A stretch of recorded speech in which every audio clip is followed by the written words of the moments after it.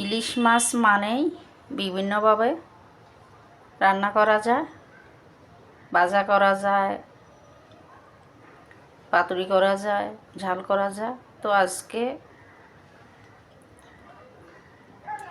বাপা করব, মানে বাপে দিব, সিদ্ধ করে নিব ইলিশ মাছ।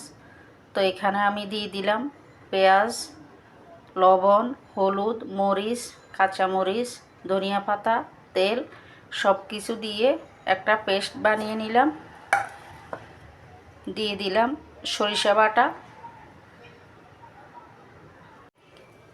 এবার দিয়ে দিলাম ম্যারিনেট করা ইলিশ মাছ।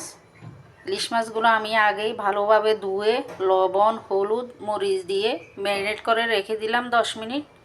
এখন দিয়ে দিলাম বাটিতে, একটু ঝোল দিয়ে দিলাম।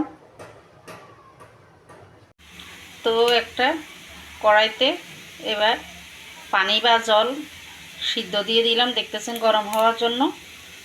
এই গরম জলের মধ্যে বাটিটা বসিয়ে দিলাম ইলিশ মাছের বাটিটা সিদ্ধ হওয়ার জন্য। এবার ঢাকনা দিয়ে দিলাম, ভাপিয়ে নিব। বাটিটা এমনভাবে বসাতে হবে যেন বাটিতে জল বা পানি ঢুকে না যায়।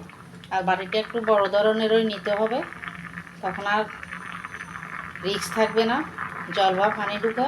এই যে আমি সিদ্ধ করে নিচ্ছি এভাবে আমি 20 থেকে 30 মিনিট ভাপিয়ে নিব। হয়ে গেল আমার ইলিশ মাছ ভাপা। দেখেন কেমন লোভনীয় লাগতেছে, খেতে অসাধারণ মজা এই ইলিশ মাছ ভাপা। আজকে পর্যন্তই, সবাই সুস্থ থাকুন, ভালো থাকুন।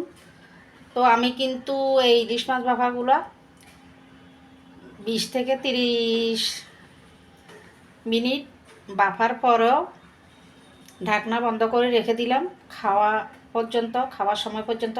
একেবারে খাওয়ার সময় ঢাকনা খুললাম।